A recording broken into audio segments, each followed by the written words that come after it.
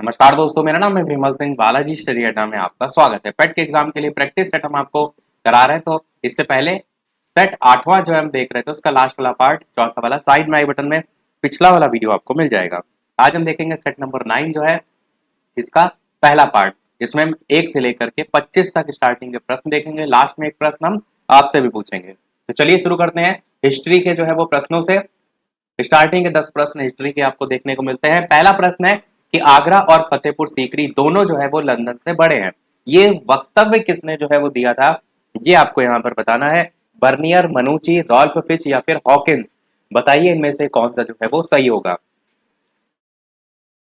आपको बताना है कि आगरा और जो फतेहपुर है सीकरी, वो दोनों जो है वो लंदन से बड़े हैं। ये वाक्य जो है वो, ये कथन जो है वो किसने कहा था। आंसर की बात करते हैं तो रॉल्फ फिच जो है आपका ये सही होगा।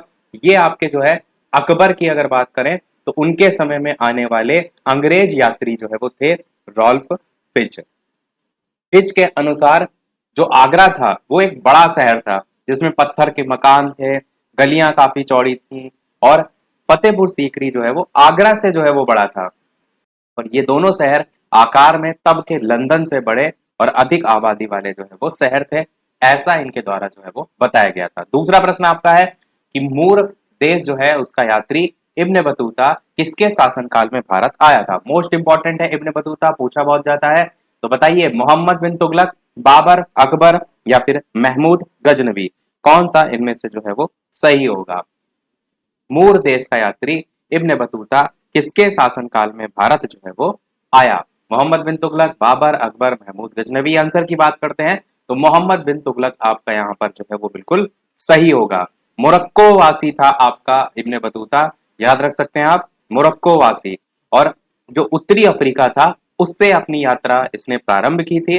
और 1334 ईस्वी में जो मोहम्मद बिन तुगलक है, इसके शासनकाल में जो है ये दिल्ली जो है वो पहुंचा था। और यहाँ पर दिल्ली के काजी जो है वो नियुक्त किए गए थे और लगभग 8 वर्ष तक इसी पद पर जो है वो बने रहे थे। इब्ने बतूता जो है, इनकी एक रचना बहुत ही ज्यादा पूछी जाती है, वो आपको पता होना चाहिए। और वो नाम है रेहला। ये ध्यान जरूर रखिएगा, ये जो है वो पूछी जाती है, किसकी रचना है। रेहला इब्ने बतूता जो है इनकी रचना है। तीसरा प्रश्न देखते हैं कि हर्ष के दरबार में ह्वेनसांग, इसको एक दूत के रूप में किसने भेजा था। सबसे पहला तो प्रश्न यही पूछा जाता है कि चीनी यात्री ह्वेनसांग किसके समय में जो है वो आया था। तो हर्षवर्धन जो है उनके समय में आया था। अब दूसरा प्रश्न यहाँ से यह है कि एक दूत के रूप में जो भेजा गया था वो किसके द्वारा भेजा गया था। 4 नाम यहाँ पर दे रखे हैं, बताना है आपको इनमें से कौन सा जो है वो सही होगा। और जो हर्षवर्धन थे, ये कहाँ के शासक थे। कन्नौज के पुष्यभूति वंशीय शासक थे। तो चलिए आंसर की बात करते हैं ऑप्शन एबीसीडी में से। तो आपका इनमें से कोई नहीं जो है वो आंसर सही होगा। ह्वेनसांग की अगर बात करें तो इनको यात्रियों का राजकुमार, और जो इनका यात्रा विवरण है जिसका नाम है सी यू की, ये जो है वो कहा जाता है। क्या कहा जाता है यात्रा विवरण को। सी यू की, ये जो है इनके यात्रा विवरण को कहा जाता है। ह्वेनसांग जो है, इन्होंने 6 वर्ष तक नालंदा विश्वविद्यालय में रहकर शिक्षा भी जो है वो प्राप्त की थी। और प्रश्न में जो कह रहा है कि एक दूत के रूप में किसने भेजा था, तो एक्चुअल में जो ह्वेनसांग थे, ये दूत के रूप में आए नहीं थे। ये एक बहुत बौद्ध भिक्षु जो है उसके रूप में भारत का इन्होंने भ्रमण जो है वो किया था। परंतु कहीं कहीं नाम आपको ताई सुंग जो ए वाले ऑप्शन में देखा देखने को मिल रहा है, ये देखने को मिल जाता है। और मैंने आपको जो बताया कि ये जो है वो बौद्ध भिक्षु के रूप में जो है भारत का इन्होंने भ्रमण किया था, किसी दूत के रूप में जो है ये नहीं आए थे। इसलिए मेरे अकॉर्डिंग यहाँ पर इनमें से कोई नहीं होगा। और कुछ कुछ जगह आपको ताई सुंग भी नाम देखने को मिलता है। चौथा प्रश्न देखते हैं। एक तरफ आचार्य दे रखे हैं, एक तरफ उनसे संबंधित सिद्धांत दे रखे हैं, और आपको मिलान करना है कि कौन सा किससे जो है वो मैच होगा। तो लकु लीज, ये जो आचार्य हैं, इनका जो सिद्धांत है, इधर साइड सिद्धांत दे रखे हैं, तो ये जिनका जो सिद्धांत है वो पाशुपत थर्ड वाले से जो है वो मैच होगा। नागार्जुन की बात करें तो इनका शून्यवाद जो है उसके सिद्धांत से संबंधित है। भद्रबाहु जो है जैन से संबंधित है, ये आपका पूछा भी जाता है भद्रबाहु। और जो गोसाल है, ये आपका एक बचा आजीवक, इससे जो है वो संबंधित है। तो आंसर आपका बी वाला यहाँ पर 3 2 4 1 सही हो जाएगा। जिसमें से भद्रभाव जरूर ध्यान रखिएगा, जिसका जो सिद्धांत है वो जैन सिद्धांत है। अगला देखते हैं आपका 5वां प्रश्न। निम्नलिखित में से कौन शुक्ल यजुर्वेद की जो है वो संहिता है? चार नाम दे रखे हैं, वाजस्नेयी, मैत्रायणी या फिर तैत्तिरीय या फिर काठक। बताना है आपको इनमें से कौन सा जो है वो सही होगा। यजुर्वेद जो है आपका ये कर्म कांडीय वेद के अंतर्गत जो है आता है। इसमें विभिन्न प्रकार के जो यज्ञ हैं उनसे संबंधित जो अनुष्ठान है उनका उल्लेख जो है वो किया गया है। साथ ही साथ जो ये वेद हैं वो गद्य और पद्य दोनों में जो है वो रचित हैं। अगर टोटल अध्याय जो है उनकी बात करें तो 40 अध्याय जो है इसमें विभाजित हैं। अगर बात करें टोटल मंत्र की तो कुल 1990 जो है इसमें मंत्र जो है वो संकलित हैं। और अगर ये पूछा जाए कि जो यजुर्वेद है इसके जो कर्म कांड है उनको संपन्न कराने वाले पुरोहित को क्या नाम दिया जाता है, तो इसको हम कहते हैं अर्धवर्यु। हम यहाँ पर लिख भी देते हैं आ, आदिधा, वा, या में छोटे की मात्रा और ऊपर रा। और यजुर्वेद की दो शाखाएं हैं, कौन कौन सी? एक शुक्ल यजुर्वेद और एक कृष्ण यजुर्वेद। प्रश्न में जो है इसी के संदर्भ में शुक्ल यजुर्वेद जो है वो पूछा गया था, तो ये तो आपको क्लियर हो गया कि ये एक शाखा है। अब जो शुक्ल यजुर्वेद है इसको किस नाम से जाना जाता है, तो आपका ऑप्शन पहला वाला वाजसनेयी संहिता जो है वो सही हो जाएगा। इसकी संहिता क्या है? वाजसनेयी संहिता।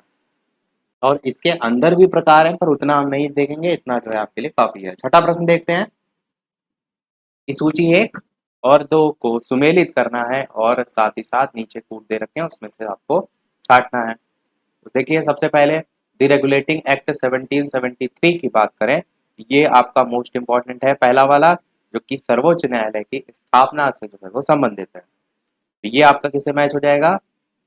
डी वाले से मैच हो जाएगा, यानी कि चौथे वाले से मैच हो जाएगा, सुप्रीम कोर्ट की स्थापना। भारत शासन अधिनियम 1909 किससे संबंधित है? तो सांप्रदायिक जो निर्वाचक मंडल है उसके प्रारंभ से संबंधित है। ये भी आपका मोस्ट इंपॉर्टेंट है, ये भी आपको पूछा बहुत ज्यादा, वैसे चारों ही पूछे जाते हैं। भारत सरकार अधिनियम 1919 ये द्वैध शासन से संबंधित है, तो ये सेकंड वाले से मैच हो जाएगा। और भारत सरकार अधिनियम 1935 ये प्रदेश की जो स्वायत्त है उसके लिए प्रावधान है, स्वायत्ता के लिए प्रावधान जो है वो इसमें आ जाएगा। तो इस प्रकार से आंसर कौन सा यहाँ हो जाएगा? 4 3 2 1 इस टाइप से हो जाएगा, क्योंकि सबसे पहले हमने 4 से मिलाया, फिर 3 से, फिर 2 से, फिर 1 से। तो ध्यान अवश्य रखिएगा, एक बार फिर से हम रिपीट कर देते हैं। और साथ ही साथ वीडियो पसंद आ रहा हो तो लाइक सभी लोग अवश्य करते रहेगा। इसी प्रकार अच्छे अच्छे प्रश्न हम प्रैक्टिस करते रहें, आपके लिए इतनी सारी मेहनत की जा रही है, एक एक क्वेश्चन में इतनी सारी चीजें बताई जा रही हैं, आप सभी का एक लाइक तो वीडियो पर बनता ही है। तो द रेगुलेटिंग एक्ट की बात होगी जब भी 1773, तो सुप्रीम कोर्ट की स्थापना। भारत परिषद अधिनियम 1909 की बात होगी तो सांप्रदायिक निर्वाचक मंडल का प्रारंभ। भारत सरकार अधिनियम 1919 की बात होगी तो द्वैध शासन। देखिए द्वैध को याद करने की कितनी अच्छी ट्रिक भी है, 19 19 दो बार आ रहा है तो द्वैध में भी द्वैध मतलब ही दो, तो ऐसे याद रख सकते हैं। और भारत सरकार अधिनियम 1935 जो है वो प्रदेश की स्वायत्ता के लिए प्रावधान। अगला देखते हैं सातवां प्रश्न की कांग्रेस जो है उसके त्रिपुरी अधिवेशन के पश्चात सुभाष बोस और दक्षिणपंथी जो है उनका समस्त झगड़ा किस प्रश्न पर केंद्रित हो गया? चार ऑप्शन है, कांग्रेस कार्यकारिणी समिति का गठन, देशी राज्यों के प्रति नीति, केंद्र सरकार के प्रति रुख, कांग्रेस समाजवादी दल जो है उनके सदस्यों की दोहरी सदस्यता। आंसर की बात करते हैं तो पहले ही आपका ऑप्शन यहाँ सही होगा, कांग्रेस कार्यकारिणी समिति जो है उसका गठन। और जो कांग्रेस के त्रिपुरी अधिवेशन की बात की गई है इसमें जो सुभाष चंद्र बोस थे ये दूसरी बार अध्यक्ष पद के उम्मीदवार बनाए गए थे। और मुख्यतः जो है ये आपका कांग्रेस कार्यकारिणी समिति के गठन से जो है वो संबंधित है। अगला प्रश्न देखते हैं आठवां कि चौरी चौरा किस जनपद में जो है वो स्थित है? देवरिया, गोरखपुर, कुशीनगर, महाराजगंज। ये घटना बहुत ही चर्चित है, आप सभी जानते हैं, बताइए इनमें से कौन सा जो है वो सही होगा। तो आंसर की बात करते हैं तो जो चौरी चौरा नामक स्थान है वो आपका गोरखपुर जनपद में जो है वो स्थित है। बी वाला आपका आंसर हो जाएगा। यहाँ पर तारीख आप ध्यान रख सकते हैं क्योंकि तारीख भी डायरेक्ट कई बार पूछ ली जाती है। तो 5 फरवरी 1922 की तारीख थी। इसको क्या हुआ था, असहयोग आंदोलन के समय जो आक्रोशित भीड़ थी उसने 22 जो पुलिसकर्मी थे उनको जो है थाने के अंदर ही जो है वो जिंदा जला दिया था। और ये जो घटना हुई थी इसका प्रभाव देखने को ये मिला था कि जो महात्मा गांधी जी थे वो इतना ज्यादा इससे आहत हुए थे कि उन्होंने जो असहयोग आंदोलन था उसको समाप्त करने का निर्णय जो है वो लिया था। और तारीख भी आप याद रख सकते हैं। कौन सी तारीख है आपकी? 12 फरवरी 2000 1922 की, 12 फरवरी 1922 की तारीख है।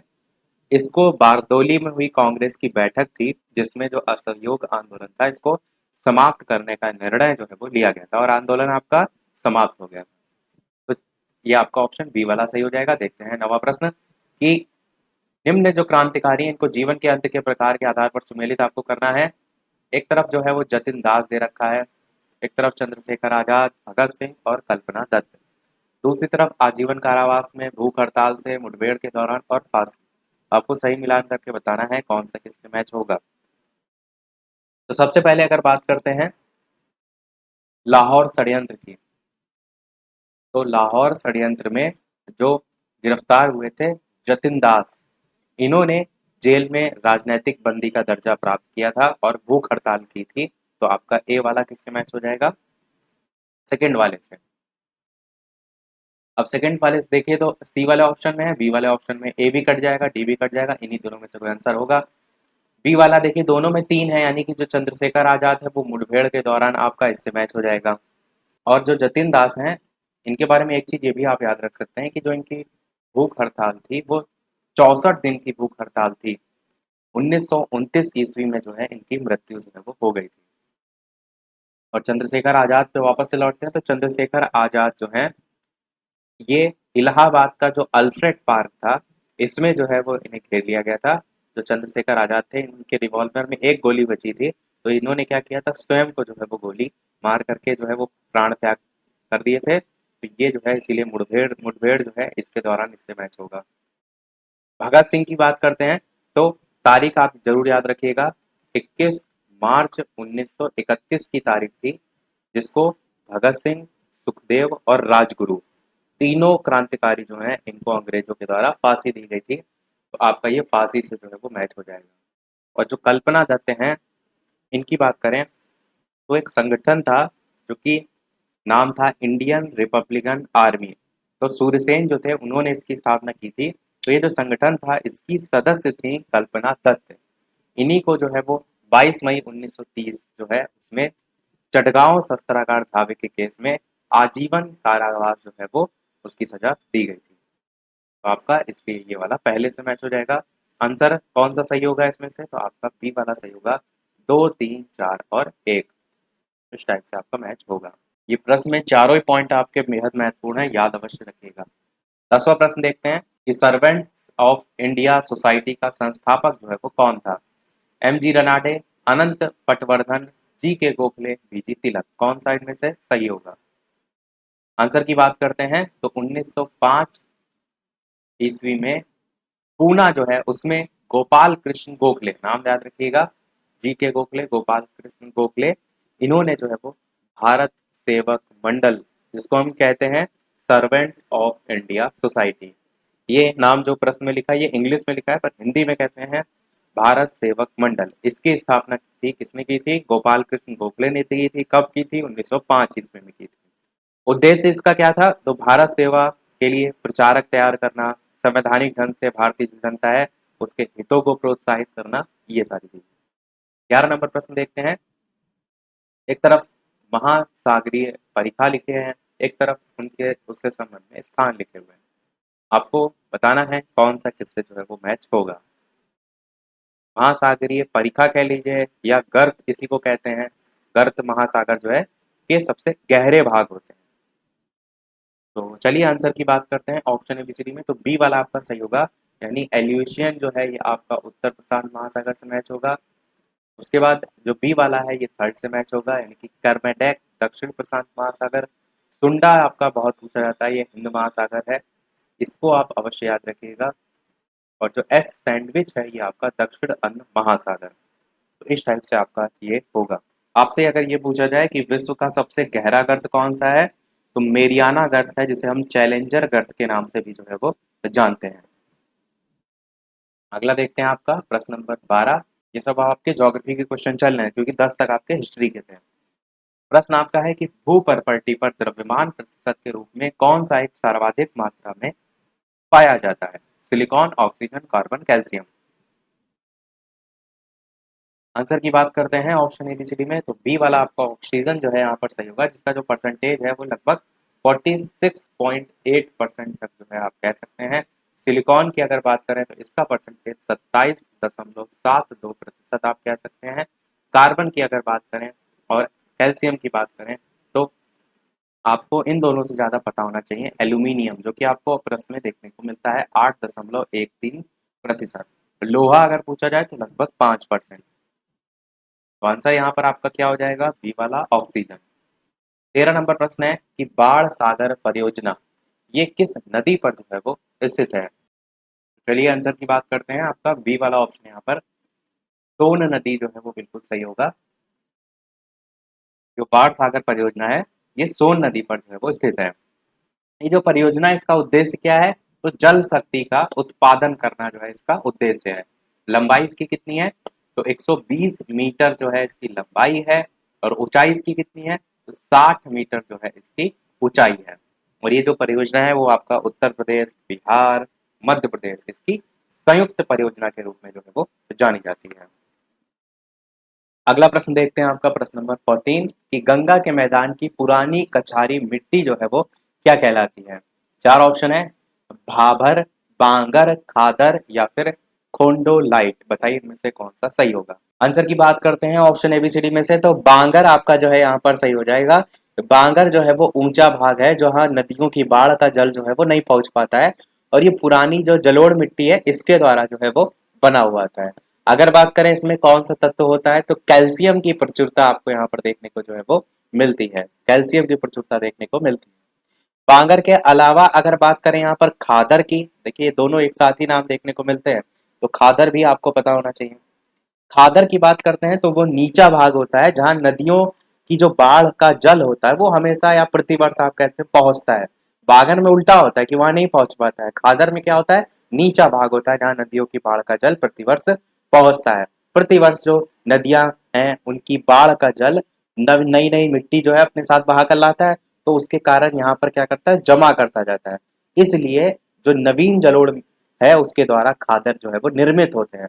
प्रश्न अगर ऐसे भी पूछा जाए खादर किसके द्वारा निर्मित होते हैं, तो आप प्रैक्टिकल वे में समझिए कि जो मिट्टी है उसको बहा कर ला रहा है, तो नवीन जलोढ़ के द्वारा ही खादर जो है वो निर्मित होते हैं। तो दोनों आप याद रख सकते हैं। 15 नंबर प्रश्न देखते हैं कि निम्नलिखित जो केंद्र शासित राज्य हैं उसमें कौन सबसे कम जो है वो नगरीकृत है, ये आपसे पूछा गया है। लक्षद्वीप, अंडमान और निकोबार द्वीप, या फिर दादरा और नगर हवेली, या फिर पुडुचेरी। तो बताइए इनमें से कौन सा जो है वो सही होगा। जो निम्नलिखित केंद्र शासित राज्य हैं उनमें से कौन सबसे कम जो है वो नगरीकृत है। आंसर की बात करते हैं तो अंडमान और निकोबार द्वीप आपका बी वाला ऑप्शन यहाँ पर सही होगा। प्रतिशत में आप चाहें तो याद रख सकते हैं 35.67%। जितने भी केंद्र शासित राज्य देखने को यहाँ पर आपको मिल रहे हैं उनमें सबसे कम नगरीकृत है लक्षद्वीप में। अगर बात करें तो परसेंटेज 78% के आसपास है, 78.07। दादरा और नगर हवेली जो है इसमें यही परसेंटेज 46.72% है, और आपका जो पुदुचेरी है इसमें आपका 68.33%। तो सबसे कम किसमें है, अंडमान और निकोबार द्वीप समूह। आंसर आपका यहाँ पर बी वाला जो है वो सही होगा। 16 नंबर प्रश्न है कि 2011 की जनगणना के अनुसार उत्तर प्रदेश निम्नलिखित जनपदों में से किसमें महिला साक्षरता सबसे कम है। बहुत ही अच्छा प्रश्न है। जहां भी यूपी से रिलेटेड एग्जाम होगा वहां ये बिल्कुल पूछा जा सकता है। तो रामपुर, बलरामपुर, श्रावस्ती, बहराइच, बताइए इनमें से कौन सा जो है वो सही होगा। पेट का एग्जाम है, यूपी लेवल का है, तो जाहिर सी बात है कि 2011 की जनगणना से क्वेश्चन आपको देखने को अवश्य मिलेंगे। आंसर की बात करते हैं तो आपका श्रावस्ती यहाँ पर जो है वो बिल्कुल सही होगा। 2011 की जनगणना के अनुसार जो सबसे कम महिला साक्षरता है, न्यूनतम महिला साक्षरता है, वाला जो जिला है वो आपका है श्रावस्ती। तो ध्यान रखिएगा। और अगर बात करें अन्य जो विकल्प है उनमें, तो आपका जो बलरामपुर है यहाँ पर लगभग 38%, बहराइच में अगर देखेंगे तो ये 39%, रामपुर में जो है वो 44%, और जो श्रावस्ती है वहां पर ये परसेंटेज आप याद रख सकते हैं 34.8%। अगला देखते हैं आपका प्रश्न। आपको यहाँ पर छांटना है इनमें से नकदी फसल जो है वो कौन सी नहीं है। नकदी फसल मैंने काफी बार आपको बताया है, तो बताइए इनमें से जूट, मूंगफली, ज्वार, गन्ना, कौन सी नकदी फसल जो है वो नहीं है? तो चलिए आंसर की बात करते हैं ऑप्शन एबीसीडी में से। तो आपका यहाँ पर ज्वार जो है वो बिल्कुल सही हो जाएगा। फसल जो है उनको मुख्यतः दो भागों में बांटा जाता है, एक आपकी खाद्यान्न फसल होती है और एक होती है गैर खाद्यान्न। तो गैर खाद्यान्न या कह सकते हैं नगदी फसल। जो खाद्यान्न फसलें हैं उनमें चावल हो गया, गेहूं हो गया, मक्का, ज्वार, दलहन, ये सभी जो है वो आ जाते हैं। और जो नगदी फसलें हैं उनमें आपका जूट, मूंगफली, गन्ना, सरसों, कपास, आलू, चाय, ये सब जो है वो नगदी फसलों में आते हैं। प्रश्न में पूछा गया था कौन नहीं है, इसलिए ज्वार आपका सही है, क्योंकि ज्वार जो है आपका मैंने बताया खाद्यान्न फसलों में जो है वो आता है। 18 नंबर प्रश्न आपका है, स्मार्ट मनी शब्द का प्रयोग जो है वो किसके लिए होता है? इंटरनेट बैंकिंग के लिए, क्रेडिट कार्ड के लिए, बैंक में बचत खाता में, या फिर बैंक में चालू खाता जो है उसमें? कौन सा इनमें से जो है वो सही होगा? आंसर की बात करते हैं ऑप्शन एबीसीडी में। तो आपका क्रेडिट कार्ड जो है वो बिल्कुल सही होगा। स्मार्ट मनी जो है उससे तात्पर्य होता है विभिन्न प्रकार की बैंक है, वित्तीय संस्थान हो गए, या जो कंपनी है उनके द्वारा जो जारी किया जाता है क्रेडिट कार्ड, उससे संबंधित होता है। भारत में अगर आप देखेंगे तो धीरे धीरे क्रेडिट कार्ड की ग्रोथ काफी बढ़ रही है। चाहे वो हवाई जहाज का टिकट हो, कपड़े, सामान आदि कुछ भी खरीदना हो, उसके संदर्भ में आप कह सकते हैं। 19 नंबर प्रश्न देखते हैं कि मुद्रास्फीति की दरें किस सूचकांक पर जो है वो आधारित होती हैं? उपभोक्ता मूल्य सूचकांक, थोक मूल्य सूचकांक, औद्योगिक श्रमिक उपभोक्ता मूल्य सूचकांक, या फिर ग्रामीण श्रम उपभोक्ता मूल्य सूचकांक? बताइए इनमें से कौन सा जो है वो सही होगा? आंसर की बात करते हैं। तो बताइए इनमें से कौन सा आपका सही होगा? मुद्रास्फीति की दरें किस सूचकांक पर आधारित जो है वो होती हैं? उपभोक्ता मूल्य सूचकांक, थोक मूल्य सूचकांक, औद्योगिक श्रमिक उपभोक्ता मूल्य सूचकांक, या फिर ग्रामीण श्रम उपभोक्ता मूल्य सूचकांक? आंसर की बात करते हैं तो थोक मूल्य सूचकांक आपका जो है वो सही होगा। मुद्रास्फीति क्या होता है? वह स्थिति जिसमें वस्तुओं का मूल्य बढ़ते हैं और मुद्रा का जो मूल्य होता है वो गिरता है, उसे हम कहते हैं। अगला देखते हैं आपका 20 नंबर प्रश्न कि मुद्रा और वित्तीय जो मामले हैं उनमें सरकार का वित्तीय अभिकर्ता एवं सलाहकार जो है वो कौन है? नाबार्ड है, एसबीआई है, आरबीआई है, या फिर इनमें से कोई नहीं? आंसर की बात करते हैं तो मुद्रा और वित्तीय मामलों में सरकार का जो वित्तीय अभिकर्ता और सलाहकार होता है वो होता है आरबीआई। आरबीआई आपका यहाँ पर जो है वो सही होगा। और रिजर्व बैंक के जो प्रमुख कार्य है उसमें सरकार को सलाह देना, बैंक के खातों का रखरखाव, नियमन, ये सभी भी जो है वो इसमें शामिल होता है। 21 नंबर प्रश्न है, पंचायतों एवं नगर पालिकाओं के संदर्भ में भारतीय संविधान में किस वर्ष प्रावधान जो है वो किया गया? 1991, 1995, सन 2000, या 1993? आपका एक संविधान संशोधन है जो कि इससे संबंधित है, जो कि बहुत पूछा भी जाता है, और वो है आपका संविधान का 73वां 73वां संविधान संशोधन। इसके द्वारा पंचायती राज संस्थाओं को संवैधानिक मान्यता जो है वो प्रदान की गई थी। और सन की बात करते हैं तो 24 अप्रैल 1993 आपका जो है वो सही होगा। 24 अप्रैल 1993 से जो 73वां 73वां संविधान संशोधन अधिनियम है ये जो है वो लागू किया गया था। और 74वें संविधान संशोधन 1992 के द्वारा जो संविधान में भाग 9 का था, जिसके द्वारा और साथ ही साथ जो अनुसूची 12 है वो जोड़कर नगर पालिकाओं के संदर्भ में प्रावधान जो है वो किया गया था। तो ये लागू कब हुआ था, प्रावधान कब हुआ था? 1993 में हुआ था। डी वाला ही आपका आंसर यहाँ पर हो जाएगा। 22 नंबर प्रश्न कथन और कारण से संबंधित है। कथन कह रहा है कि केंद्रीय जो कानून है उनका संवैधानिक वैधता के संबंध में भारत के सर्वोच्च न्यायालय की अनन्य अधिकारिता है। और इसका रीजन ये दिया गया है कि सर्वोच्च न्यायालय भारतीय संविधान का संरक्षक है। तो आपको बताना है कि दोनों सही है, सही व्याख्या है, दोनों सही है, सही व्याख्या नहीं है, ए सही आर गलत, ए गलत आर सही। तो चलिए आंसर की बात करते हैं। तो आपका कथन सही है और कारण भी सही है और सही व्याख्या भी है, यानी कि ए वाला आपका यहाँ सही होगा। ए और आर दोनों सही हैं और आर कथन ए की सही व्याख्या भी है। अगला प्रश्न देखते हैं आपका कि केंद्र और जो राज्य हैं उनके बीच वैधानिक शक्तियों का बंटवारा जो है वो किस अनुसूची में जो है वो किया गया है? अनुसूची से भी एक ना एक प्रश्न आपको देखने को मिल ही जाता है। तो पांचवी अनुसूची, छठी अनुसूची, सातवीं या आठवीं? केंद्र और राज्यों के बीच जो वैधानिक शक्तियां हैं उनका बंटवारा किस अनुसूची के अंतर्गत जो है आपको देखने को मिलता है। आंसर की बात करते हैं तो 7वीं अनुसूची आपका जो है वो बिल्कुल सही होगा। 7वीं अनुसूची के तहत जो संघ सूची है उसमें 100 विषयों पर मूलतः आप देखेंगे तो 97, पर वर्तमान की दृष्टि से देखेंगे तो 100 इनमें कानून बनाने का अधिकार केंद्र को, और जो राज्य सूची है उसमें 61 विषय जो है उन पर कानून बनाने का अधिकार राज्य को जो है वो है। तो ये विषय भी पूछे जाते हैं, मैंने इससे पहले बताया भी है।